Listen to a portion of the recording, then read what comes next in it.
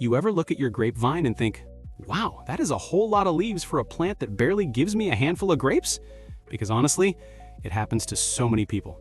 You plant a grapevine with dreams of heavy clusters hanging like ornaments, and instead you get a vine that looks like it's auditioning to be extra landscaping for your neighbor's fence. And the funny part is, most gardeners assume the plant just needs more time, more fertilizer, or more water. But what if I told you the vine you already have can give you an insane amount of grapes every single year, and the reason it's not doing that right now has almost nothing to do with luck, and everything to do with one simple shift in how the plant is treated. Because today, we're not just talking about growing grapes. We are flipping your entire mindset. We're going to train your vine, speak its language, and convince it to stop wasting its life making leaves like it's trying to build a tiny rainforest.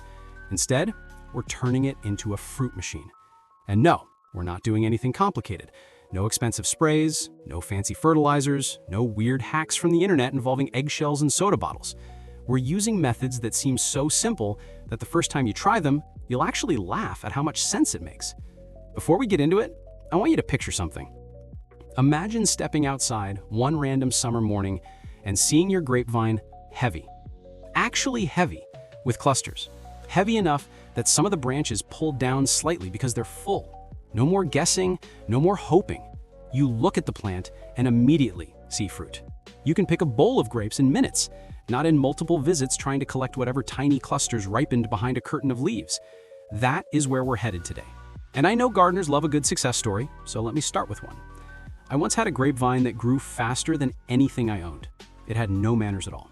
Every morning it had new shoots everywhere, like it was racing to touch the sky. People complimented the plant all the time, but the problem is, they weren't complimenting the grapes. They were complimenting the leaves. The vine looked healthy, strong, full, incredible, but fruit? Barely any. At the time, I thought something was wrong with the soil or the sunlight or maybe the weather. Turns out, I was the problem. I was letting a grapevine behave like a shade tree. One day, completely by accident, I cut back a long shoot because it was blocking a path. Nothing intentional, nothing planned, just a quick snip so it would stop hitting me in the face every time I walked by. And what happened after that little mistake? For the first time that season, the vine pushed out clusters right below the cut.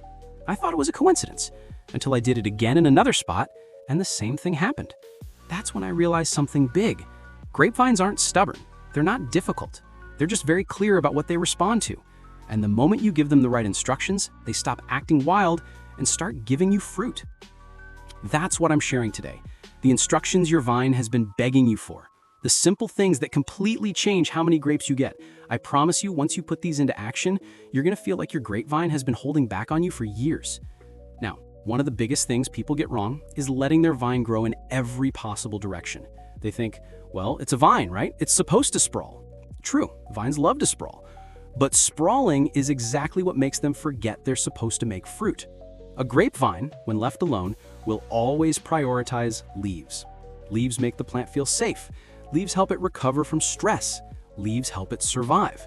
Fruit is optional in nature, but we're not growing this thing for survival. We're growing it to harvest grapes. At least, I hope so, unless someone out there is genuinely planting a grapevine for shade, which in that case, this video might actually ruin your plans because the plant you're about to have won't be hiding anything anymore. So here's how I explain it. Your grapevine needs one main leader. One main arm that you treat like the highway of the plant. Everything else is local streets. When you allow too many leaders, the plant spreads itself thin. It sends energy everywhere. Everywhere becomes important, so nowhere gets priority. But when you choose one strong leader and let your vine know this is the main path, the plant starts channeling energy in a focused way. And here's the wild part. Grapes show up on the side roads, not the highway. The main leader is where the life flows, but the fruit appears on shoots that grow from that leader.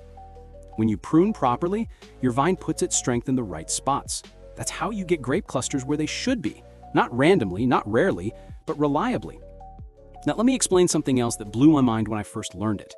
Every fruit-producing shoot, the little shoot that grows off the main arm, only needs about 4 solid leaves. 4. Not 20, not 15, not whatever the plant decides to throw out. 4 leaves fuel a fruit cluster with ease. Anything beyond that starts to rob the plant of clarity. When a shoot has too many leaves, it starts behaving like a greedy branch. It hogs energy. It shades the grapes. It steals sunlight from other shoots. And honestly, it just makes the whole vine look messy. So grapes paid bills, these extra leaves would be the freeloaders. These are the ones sitting on the couch eating snacks while everyone else works. And you know how it is. When one freeloader gets away with it, suddenly 2 more show up. Soon the whole vine thinks it's a resort and not a fruiting plant. So we cut back the freeloaders. Not to harm the vine, not to weaken it, but to refocus its job. And I know someone's gonna think, what if I cut too much? What if I hurt the plant? Trust me, grapevines are tougher than you think. These plants survive on cliffs, in rocky hillsides, in places where the soil looks like a punishment. You are not gonna hurt a grapevine by removing excess growth. In fact, that's when they thrive. Another thing people don't realize is where grapes actually appear. Fruit doesn't grow everywhere on the vine. It grows where last year's wood meets this year's new growth. That junction is the magic spot. I call it the trigger zone because when you protect it, fruit shows up. But beginners too often prune this exact zone without realizing it. The vine tries to fruit, but the gardener keeps removing the spot where the fruit was supposed to develop. And then the gardener says, "Why won't this plant give me grapes?" Meanwhile, the vine is probably thinking, "I tried, you literally cut off the place where I was gonna do that."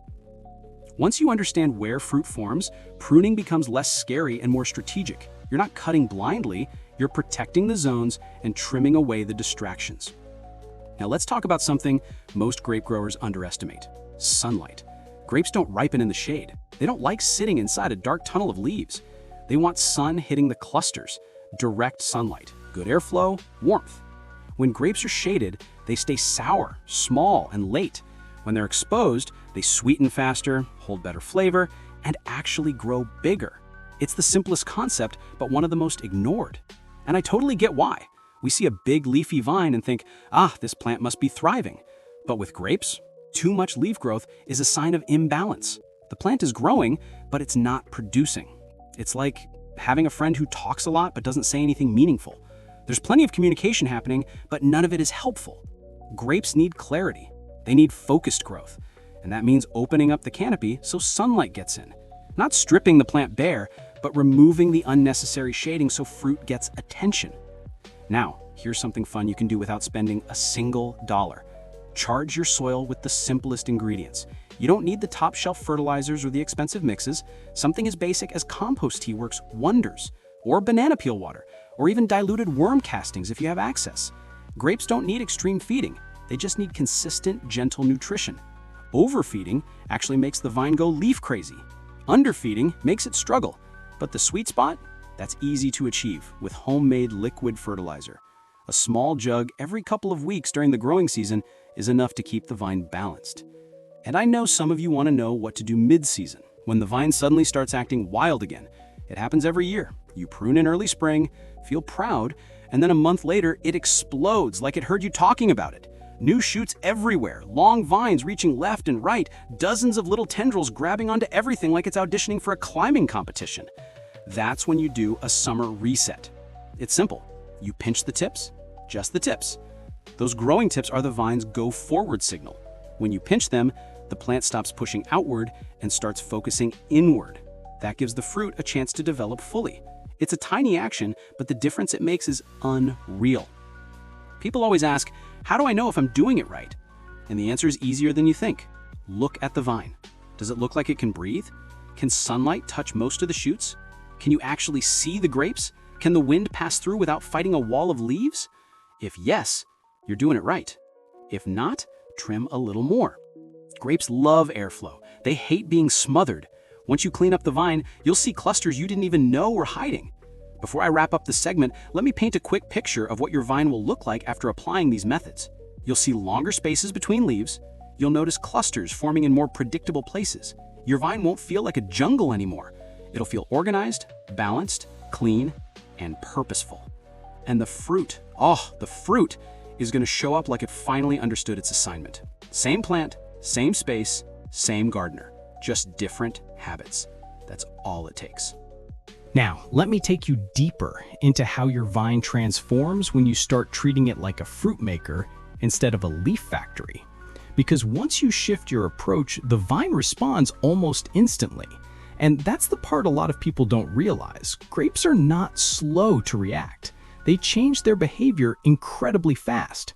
When you remove excess shoots, open the canopy, or pinch the tips, the vine doesn't wait months to adjust. It responds within days. You'll notice certain areas slowing down and other areas swelling with fruit. You'll see shoots you pruned earlier suddenly pushing out new growth in a more balanced way. And the fruit clusters, the ones that were tiny or hidden, begin to look fuller, more confident, like they're no longer fighting for attention inside a crowd of leaves. The cool part about managing grapes is that you don't need perfection. You don't need to remember every tiny rule or every detail from a manual. You simply need to understand the vine's personality. Grapes are expressive plants. They show you exactly how they feel. Too many shoots, you'll see the clusters shrink or disappear. Too little sunlight, you'll see long, spindly growth that looks desperate for light. Too much nitrogen, you'll see big leaves and fast-growing shoots. Too little pruning, you'll see a tangled mess. But when things are balanced, the vine practically smiles at you. The leaves look relaxed, the shoots become predictable, and the grapes hang clean, spaced out, and easy to find. What surprises most people is how much fruit a single vine can actually produce. We're not talking a bowl of grapes, we're talking multiple baskets. A mature vine, when trained properly, can produce way more grapes than you expect. And this is where the idea of endless harvest comes in. Not because the vine fruits all year, grapes don't do that, but because you harvest so much in one season that it feels endless.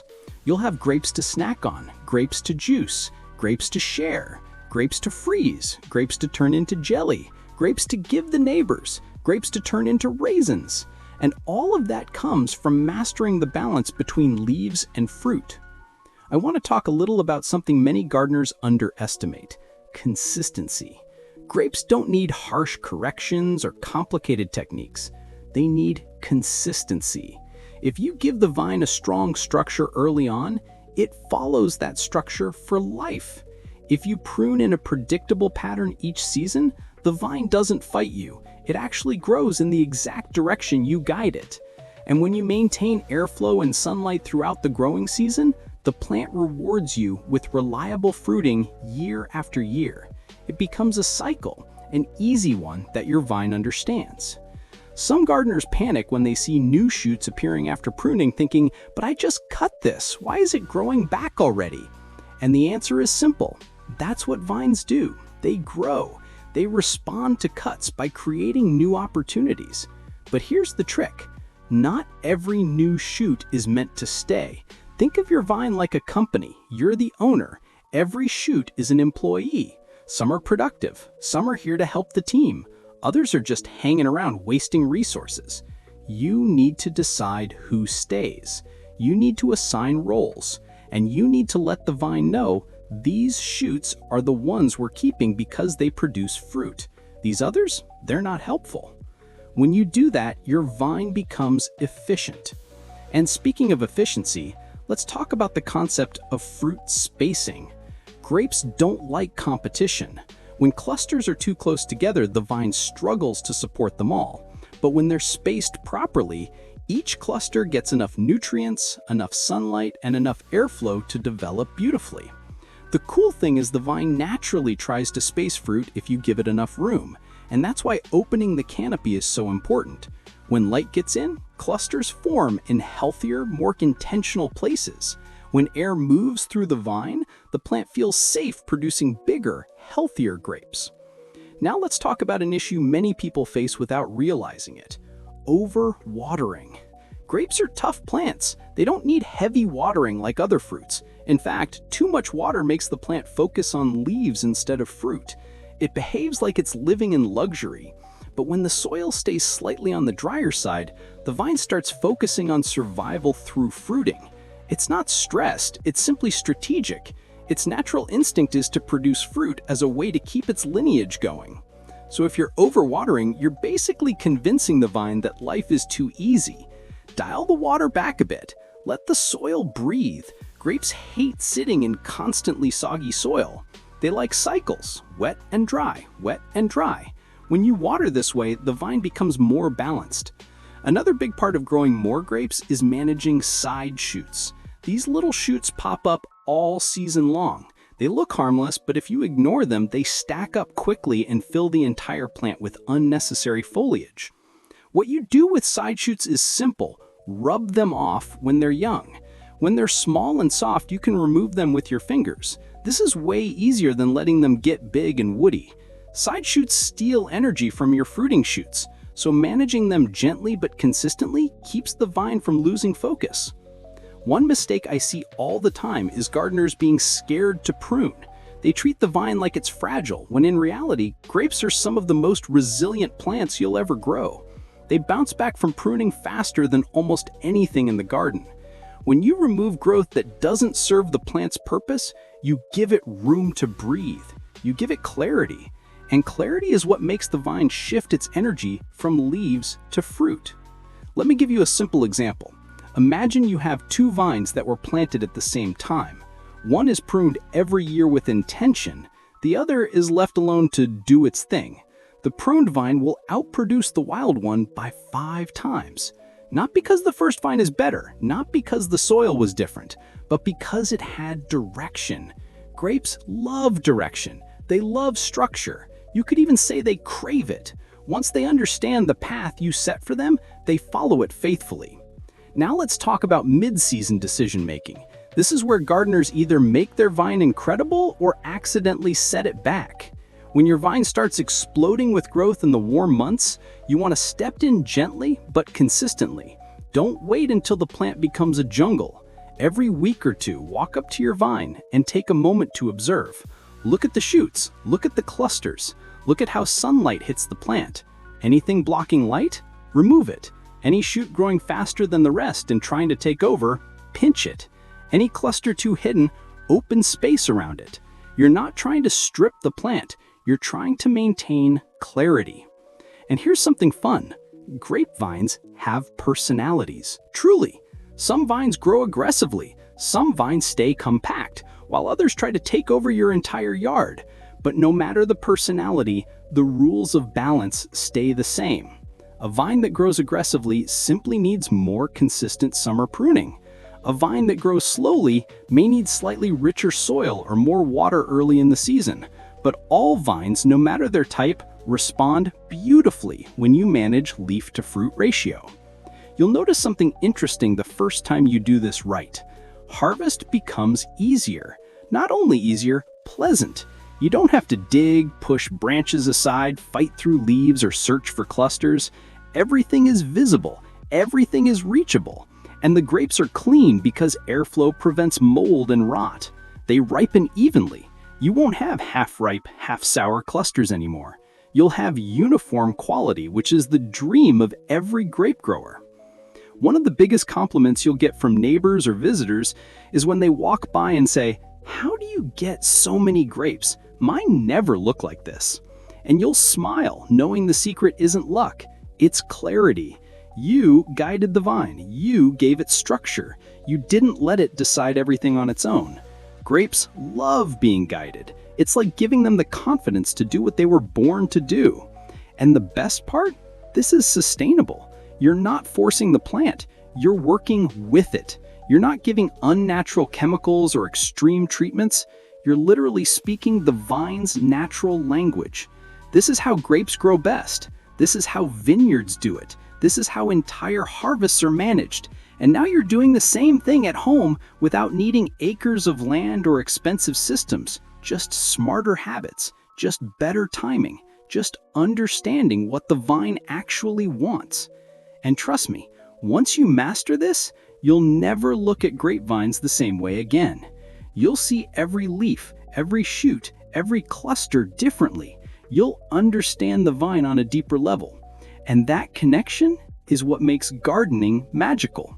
That's when your garden feels like a living conversation instead of a list of chores. If you found value in this, make sure you stick around because we've only scratched the surface of what you can grow without breaking the bank. And I promise your next harvest is going to make you smile the moment you step into your Urban Eden garden. And before you head out to check on your grapevine, do me a favor. If this helped you, if you learned even one new thing today that made you look at your garden differently, hit that like button so YouTube knows this is the kind of information more gardeners need. And if you're new here, or you've been watching without subscribing, go ahead and join the Urban Eden Garden family. We're building a community where everyday gardeners get real results without spending a fortune. Drop a comment below and tell me what kind of grapes you're growing or what struggles you want me to cover next. I reply to as many comments as I possibly can. All right, my friends, go show that vine who's boss, and I'll see you in the next one.